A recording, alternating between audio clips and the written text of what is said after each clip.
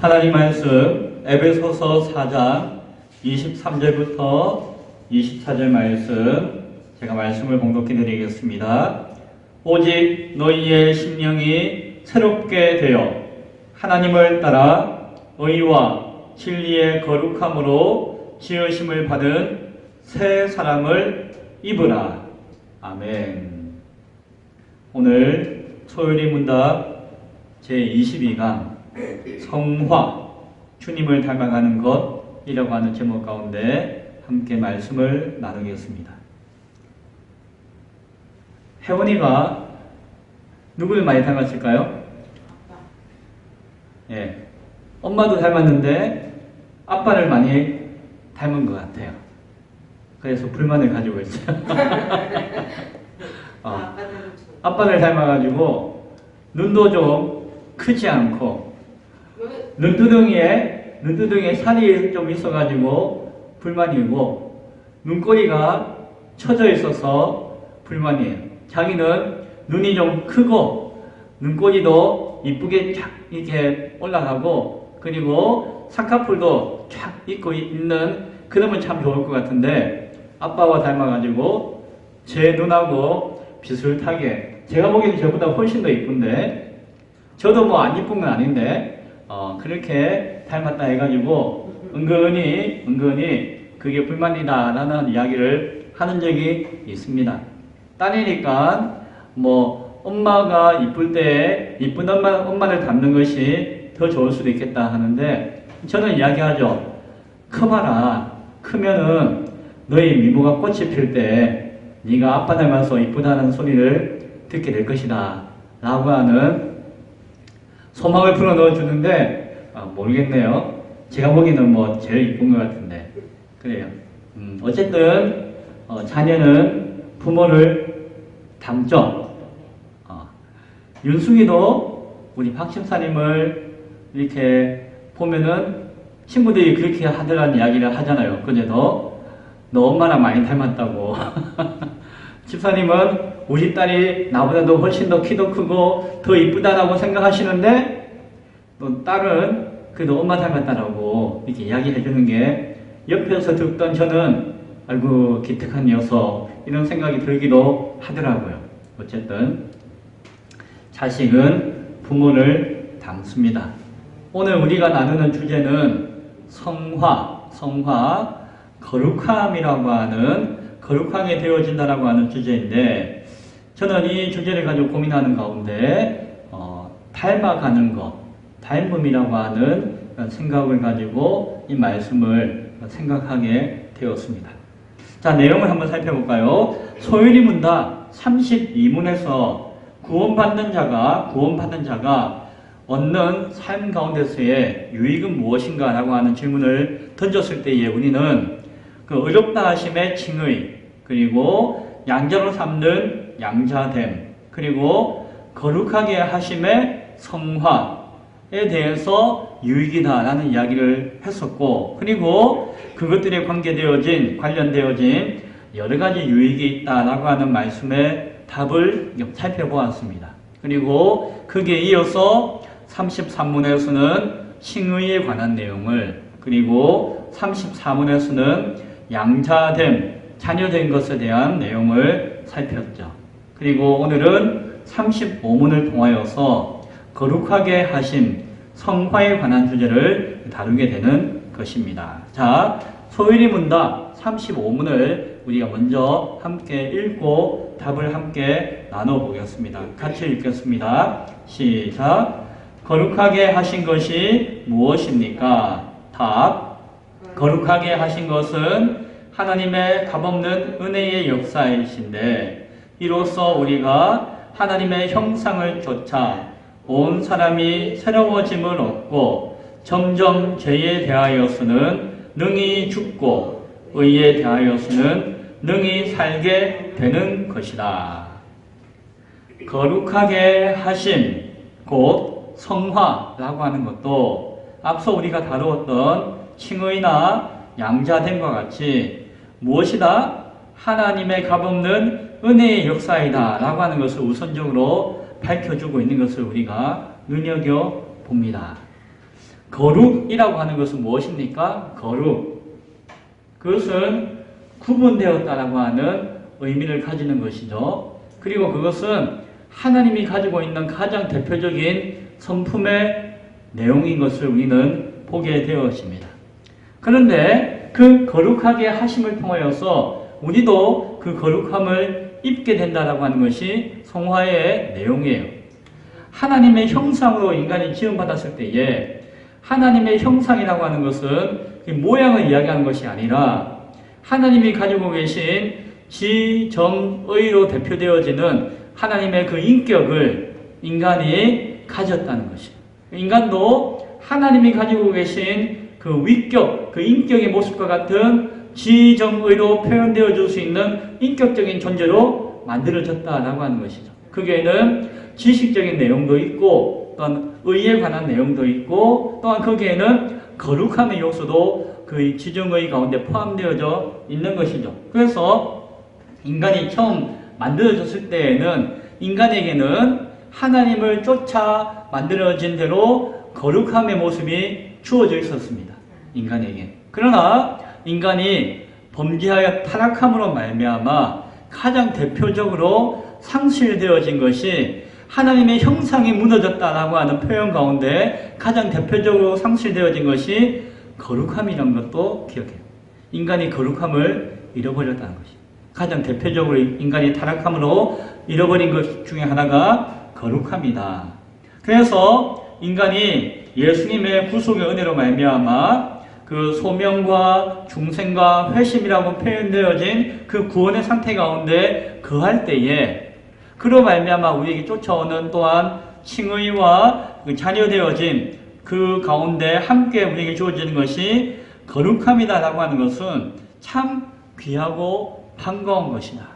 하나님의 처음 창조하신 그 형상 가운데 가장 귀중한 것을 회복하는 것을 의미하고 있다라고 하는 것을 우리가 바라보게 되어집니다. 그래서 하나님 예수님의 의의 정결을 통해서 어렵다 칭함을 받게 되어지고 하나님의 자녀가 되어지는 영광 가운데 거하는 것도 참 귀하지만은 정말 값진 것은 불의와 죄에서 구별되어서 이제는 하나님 앞에 의로운 존재로서 하나님 앞에 거룩하심을 입게 되었다는 것.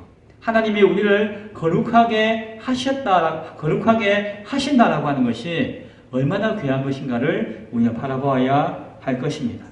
하나님의 형상을 따라서 전인격적인 존재가 새롭게 되는 것이 우리의 구원의 모습인데 그 가운데 오늘 문답을 통해서 표현하는 것이 무엇이라고요?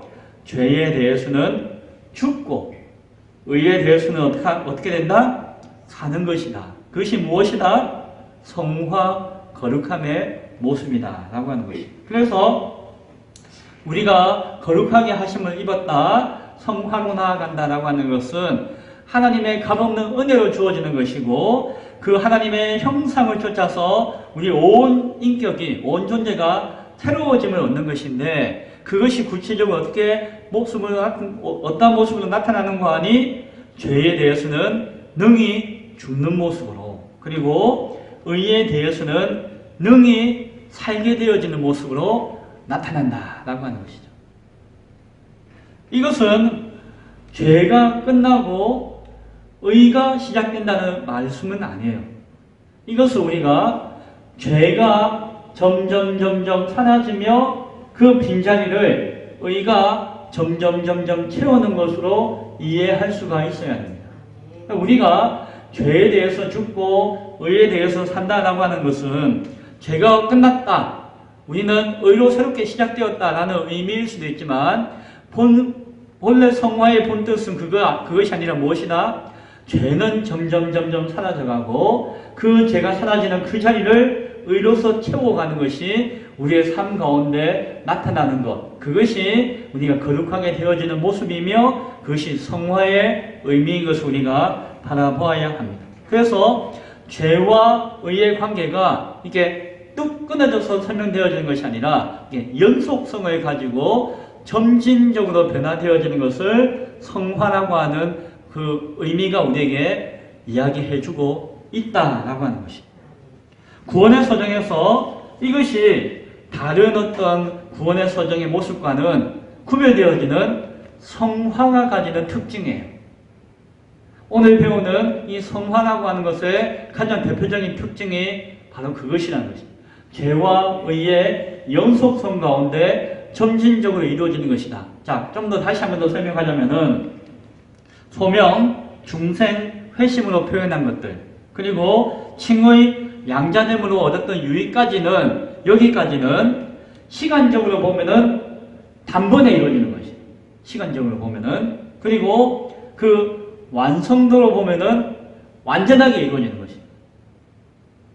부족함이 없이 완전하게 이루어지는, 단번에 완전하게 이루어지는 것이고, 그것이 적용되어지는 것은 모든 사람들에게 공평하게, 통일하게 나타나는 것이에요. 자, 이 설명을 왜 하는 거 아니? 그런데 성화는 거룩하게 하심에 대한 이 성화라고 하는 구원의 단계 가운데 하나의 모습은 그 시간적으로 보면은 그 시간적으로 단번에 되어지는 것이 아니라 점차적으로 많은 시간을 통해서 이루어지는 것입니다. 다르게 표현하면은 구원받은 인생이 구원받은 이후에 자신의 생명이 끝나는 그날까지 그 인생의 전 기간을 통해서 이루어지는 것이 이 성화의 시간적인 모습이에요. 그리고 완성도에 있어서도 다른 것들은 단번에 완성이 되어진다고 한다면은 이 성화는 그 마지막에 이루어지는 시간들 가운데 마지막이 될 때까지 완성되지 않은 단계예요. 완성을 향해 나아가지만은 우리 인생 가운데 보여지는 모습은 미완성의 모습이에요. 우리가 얻는 성화의 모습이 그렇다는 것이죠. 적용되어지는 부분에 있어서도 이 성화는 다른 것들은 모든 구원받는 사람들에게 동일하게 공평하게 나타나는 것이라고 한다면은 이 성화는 개인마다 다 다르게 나타나요. 사람이 살아가는 삶의 시간의 궤적이 다른 것처럼, 그리고 그것이 아직 완성되지 않았다라고 이야기하는 것처럼 누군가에게는 이만큼 완성되었다가 나머지가 완성되어지기도 하고, 누군가에게는 조금씩 미미하게 완성되어 가다가 마지막에 더 크게 완성되어지기도 하고, 이와 같이 동일하지 않다는 것이, 고르지 않다는 것이에요. 이것이 그 거룩하게 되어지는 것, 거룩하게 하시는 것, 그 성화의 특징이다. 이해되시죠? 이것이 다른 구원의 서정에서 이야기하고 있는 구원의 모습들과는 구별되어지는 좀 다른 성화라고 하는 그 단계의 그 모습의 특징인 것을 우리가 이해할 수 있기를 바랍니다. 이것은 참 그 특징이기도 하지만 또 중요해요. 그래서 어떤 사람이 보기에는 구원은 하나님이 이루시는 단순간에 이루시는 완전한 것인데, 이 성화라고 하는 관점에서 구원을 바라볼 때에는 이것은 한순간에 이루어지는 완전한 것이 아닐 수도 있다는 것입니다. 구원의 본래 모습은 단번에 이루어지는 완전한 것이지만, 그 성화라고 하는 관점 가운데서 그 구원의 모습을 바라볼 때에는 그것이 완전하지도 못하고 또한 단번에 이루어지는 것으로 보이지 않을 수도 있다는 것이죠. 이 성화의 모습을 통해서. 또한 구원은 하나님의 주권에 의해서 하나님이 값없이 주시는 하나님의 전적인 주권적인 역사인데, 성화의 관점에서 우리의 구원을 바라보면은 이것은 하나님이 이루시는 것임에도 불구하고 내가 살아가는 삶을 통하여서 완성을 향해 만들어가는 것처럼 보이기 때문에 이것은 어찌 보면 나의 어떤 노력과 나의 열심과 또한 나의 수고가 그게 함께 이루어지는 것처럼 보이기도 한다는 것입니다. 성화라고 하는 관점에서 구원을 바라볼 때에. 그래서 성경이 이야기하고 있는 구원의 모습은 분명한 것이지만, 그러나 우리가 또한 하나님이 은혜 가운데 주시는 그 능력 가운데서 우리가 거룩함으로 나아가는, 거룩함을 입는 이 성화의 모습을 바라볼 때에 이것을 깊이 묵상하고 이 가운데 하나님의 역사와 인간의 구원의 완성을 바라볼 때에는 구원은 인간이 하나님과 함께 이루어 나가는 것이다 라고 생각할 여지가 생기는 것입니다. 그래서 여기서 신학적인 관점이 나누어집니다. 그래서 하나님이 우리를 구원하시는 것이지만 또 어떤 사람들은 생각하기를 인간이 하나님의 뜻에 부합되어지는 순종과 노력을 해야지 그것이 우리의 구원을 완성케 되어지는 것이다 라고 하는 관점에서 구원을 바라보고 이해하는 사람들도 생겨나는 것이죠.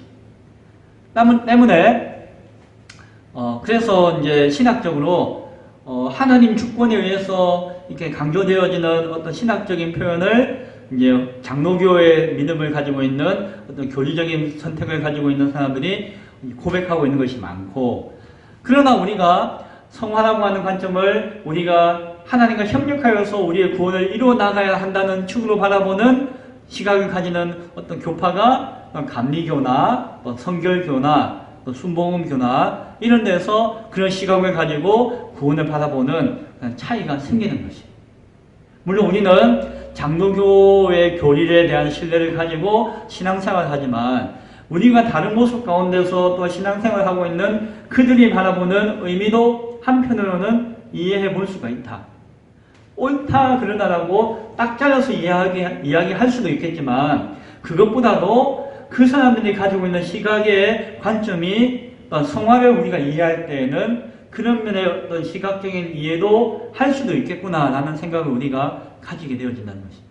이와 같이 성화라고 하는 그것을 통해서 바라보는 그 하나님의 구원의 역사는 참으로 우리가 단정 지어 이야기할 수 없는 많은 여백과 여지가 있는 것이 또한 사실이다.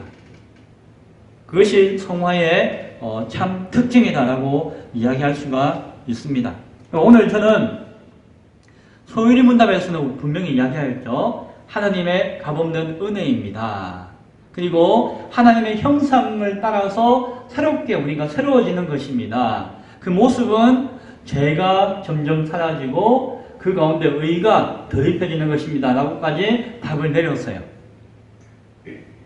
그런데 이것을 조금 더 우리가 좀 편안하게 이해하는 것을 저는 이 성화는 우리가 거룩하게 하심을 입는 것은 인간이 하나님의 자녀로서 아버지를 닮아가는 것이다 라고 하는 표현을 하고 싶어요. 이 표현을 가지고 성화의 은혜를 나누고 싶습니다.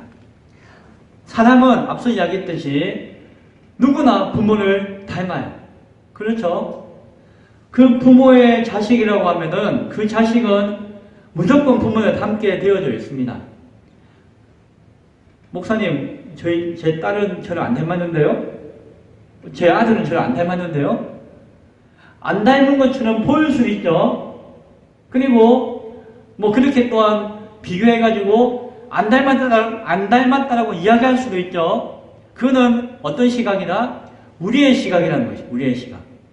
그런데 이런 이야기하면 그렇지만 요즘 친자 확인 이런 거 하잖아요.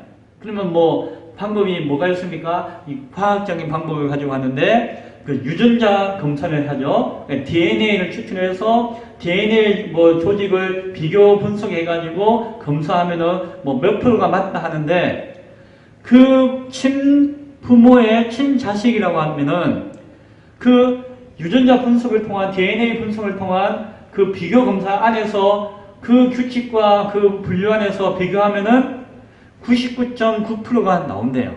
그런 이야기 많이 들으셨죠? 그래서 겉으로 봐서는 닮은 것 같기도 하고 아닌 것 같기도 하고 이거 손가락이 닮았네, 발가락이 닮았네, 안 닮았네. 우리는 이런저런 생각을 많이 하지만 인간이 만든 방법이라 하더라도 그 유전자 분석을 통해서 친자 검사를 하면은 친부모 자식은 99.9%의 통일의 어떤 그 값이 나온다는 것이에요. 친자식이 아니면은 아무리 닮았다고 이야기하고 목소리가 똑같네, 웃는 게 똑같네, 생긴 게 똑같네, 눈꼬리가 올라간 게 똑같네, 다 똑같은 것을 아무리 이야기하더라도 검사해보면은 99.9%가 안 나온다는 것이죠. 그래서 인간도 하물며 인간도 부모와 자식은 닮았다라고 할 때에 그 결과는 99.9% 닮은 것이다. 뭐 비교 분석하는 어떤 그것을 값을 통해서 다양하게 뭐 측량하고 분석해서 이야기할 수 있겠지만, 그리고 그 값이 아니라도 겉모습을 가지고 뭐 손가락, 발가락, 입모양 여러 가지를 가지고 닮았네 안 닮았네 비교할 수 있겠지만, 그러나 우리는 인간적인 관계 안에서도 99.9%라고 하는 그 값을 통해서 친부모 자식을 확인할 수가 있는 것입니다. 그래서 친부모와 친자식에 대한 그 관계에, 그 닮음에 대한 관계를 부인할 수가 없다는 것을 우리가 알게 되어집니다. 재밌죠? 제 친구 목사는, 제 친구는 요만해요. 저보다 작아요. 그 사모 부인도 뭐 비슷비슷해요. 작아요. 그런데 그 사이에서 난 아들딸이 삐쭉삐쭉 커요. 아들도 180 가까이 크고 딸도 거의 뭐 170 얼마 돼가지고 모델하고 막 그래요. 누굴 닮았는지 참 그래요. 그래서 그 모습을 보면은 물론 엄마 아빠가 이쁘장하게 생겨서 뭐 딸도 아들도 이쁘장하게 생겼네 하지만은 야 키는 이상하다. 엄마 아빠는 보통인데 애들이 왜 저렇게 키가 클까?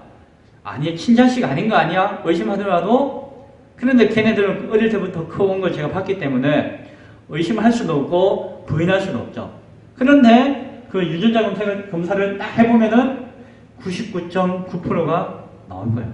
이거는 부인할 수 없는 사실이죠. 우리가 하나님을 닮은 성화의 모습도 우리는 뭐 누구는 정말 훌륭하고 거룩하고 누구는 뭐 저렇지? 하나님 믿는 사람이 왜 저 모양이야? 라고 여겨질 수 있겠지만, 그리고 누군가는 나중에 정말 그 인생의 마지막에서 정말 훌륭함이 정말 찬란하게 빛나는 사람도 있을 것이고, 누군가는 처음에 정말 훌륭한 것처럼 보이지만 점점 비실비실하는 사람도 있을 것이고, 우리가 볼 때에는 참 이게 뭐 맞는 것 같기도 하고 아닌 것 같기도 하고 막 이런 모양들이 있지만은, 성화안에서 우리가 바라볼 수 있는 것은 하나님을 닮았고 닮아간다는 것이. 그리고 결국에는 100% 똑같이 닮게 되어진다는 것이. 그것이 성화가 우리에게 가르쳐주는 은혜인 것이다. 다른 것 같지만 결국에는 닮아간다는 것. 성도는, 하나님의 구원받은 백성들은 하나님 아버지를 닮아가는 것인 줄로 믿으시기 바랍니다. 지금 많이 닮아 있는 사람도 있고 지금 적게 닮은 사람도 있지만 결국에는 우리는 자녀이기 때문에 아버지를, 하나님을 닮아갈 수밖에 없다는 거예요.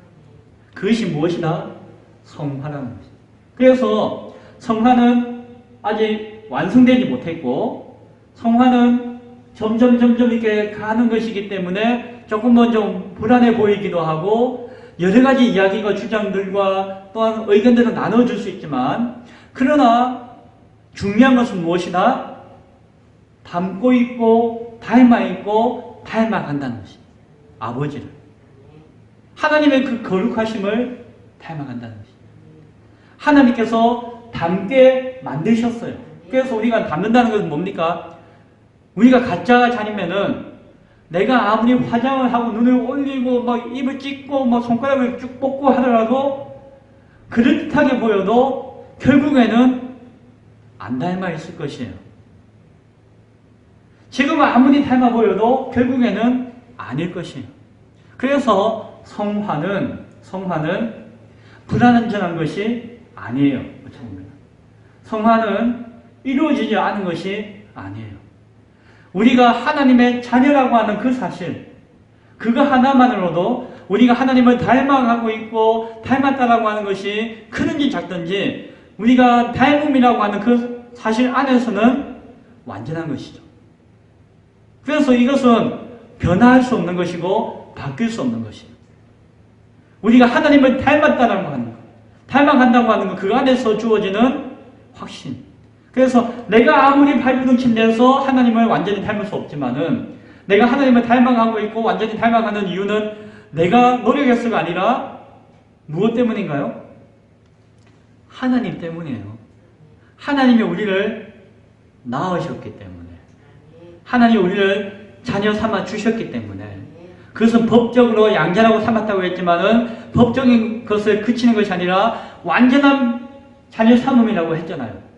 그래서 그것이 완전한 것이고 완성되어진 것이고 변함없는 확신 가운데 있는 것이기 때문에 우리가 하나님을 닮아간다는 그 사실 하나만으로서 우리의 하나님을 향한 그 닮음의 모습은 완전한 것이고 변함없는 것이다라고 하는 시각을 가질 수가 있는 것입니다. 그래서 그것은 전적으로 하나님께 닮는 것이다. 내가 아무리 노력해도 하나님을 닮아갈 수 없지만은 하나님이 나를 자녀 삼으셨기 때문에, 우리는 하나님의 자녀이기 때문에 내가 아둥바둥 하더라도 결국에는 99.9%가 아니라 우리는 100% 하나님의 자녀로서 완전히 닮게 되어질 것입니다.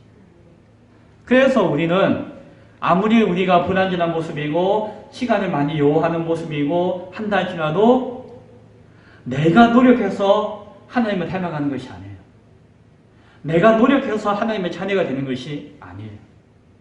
내가 닮아가려고 막 거룩하게 애쓰고 힘써서 내가 거룩함을 완성되는 것이 아니라고 하는 것을 우리가 바라볼 수 있기를 바랍니다. 현재의 나의 기준으로, 현재 내가 판단할 수 있는 근거로, 내가 바라볼 수 있는 것으로, 내가 느끼는 것으로, 내게 이해할 수 있는 것으로 우리는 단정 지을 수는 없다라고 하는 것입니다. 내가 거룩함을 이루기 위해서 애쓰고 힘쓰고 노력하고 내 평생을 통해서 완성을 향해서 다듬어 가는 것이 성화의 모습이지만 그 닮음의 원칙은 하나님으로부터 오는 것이고 나로 근거한 것이 아닌 것을 바라볼 수 있기를 바랍니다. 이것이 성화가 구원의 서정 가운데 하나이며 하나님의 값없는 은혜 가운데 있는 것이다라고 하는 증거인 것으로 믿을 수 있기 바랍니다. 성화는 결국에는 우리가 마지막 주님 다시 오시는 그날, 우리가 부활의 몸을 입고 주님의 나라에 들어가는 그날 영화로서 완성되어질 것입니다. 영화로운 몸을 입고 영화로운 존재로서 우리는 그 성화의 모든 과정이 100% 띠릭하고 하나님은 닮았다, 하나님의 자녀이다, 하나님의 자녀이다라고 하는 완성된 모습으로 나타나게 되어질 것입니다. 그래서 성화는 구원의 확신 가운데 있는, 구원의 단계 가운데 있는 것 가운데 하나인 것이 분명하며, 그것을 통해서 우리는 그 영화의 모습을 바라보며, 그리고 하나님의 자녀이기에 하나님이 끝까지 우리를 붙드신다. 아니, 하나님의 자녀가 아닌데 막 빚어서 거꾸로 만들어서 자녀 만들어주는 것이 아니라 이미 자녀 삼으셨기 때문에 우리는 하나님의 자녀로서 100% 일치하게 나타날 수밖에 없다는 사실을 오늘 고백하게 되어질 것입니다.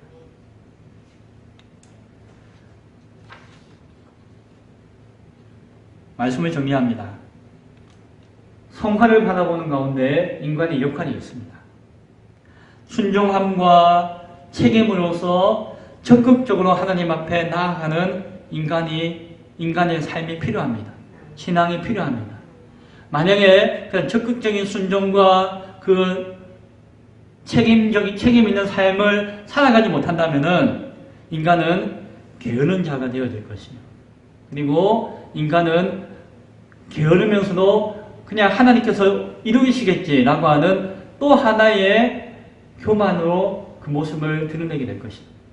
바꿔 이야기하면은 우리는 또한 내가 다 하는 것이 아니라 하나님이 이끄시며 하나님이 인도하시며 하나님 앞에 붙들려서 사는 존재라고 하는 믿음의 고백 가운데 내가 최선을 다해서 행함에도 불구하고 그 결과와 부족한 힘은 하나님께서 이루어진다라고 하는 맡기며 나아가는 삶으로 살아가야 하는 것입니다. 그런 맡기심과 하나님 주권에 의지하는 그것이 또 소원해진다면은 거기에는 인간의 자기 의와 자기 자랑과 또 다른 자기 교만의 모습 가운데 또 변질되어 살게 되어질 것입니다. 이 양자가 균형 있게 성화의 모습 가운데 우리의 삶으로 드러나야 할 것입니다.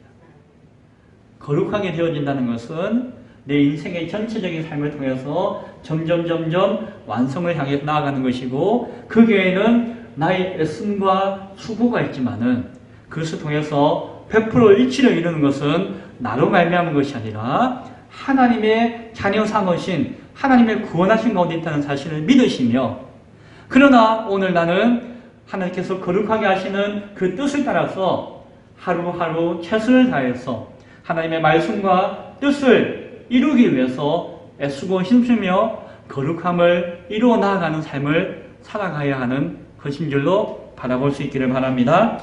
오늘 말씀, 읽었던 말씀을 다시 한 번 더 확인하기 원합니다. 에베소서 4장 23절과 24절에 있는 말씀. 오직 너희의 심령이 새롭게 되어 하나님을 따라 의와 진리의 거룩함으로 지으심을 받은 새 사람을 입으라. 우리가 심령이 새롭게 한다고 해서 새롭게 되어지는 것은 아니지만, 내가 새로운 사람이 되고자 해서 새롭게 되는 것은 아니지만, 그러나 하나님의 말씀과 진리를 따라서 의와 진리의 거룩함으로 죄와 불의와 사망의 권세와 세상의 악한 것들로부터 구분되어서 분별함으로 세상을 살아감으로 말미암아 하나님의 새 사람으로서의 합당한 모습으로 나아가는 삶이 말씀이 요구하고 있고, 우리가 그 가운데 순종해야 될 이유가 있음을 바라볼 수 있기를 바랍니다. 그리하여서 우리가 주를 닮아가고 있다는 사실, 주님이 우리를 거룩함으로 날마다 새롭게 도우시며 입히신다라고 하는 사실 가운데 하나님이 나를 구원하시며 나를 택하시며 나를 온전케 하시는 그 값없는 은혜를 바라보며 고백할 수 있는 우리의 신앙이 될 수 있기를 간절히 축원드립니다. 기도하겠습니다.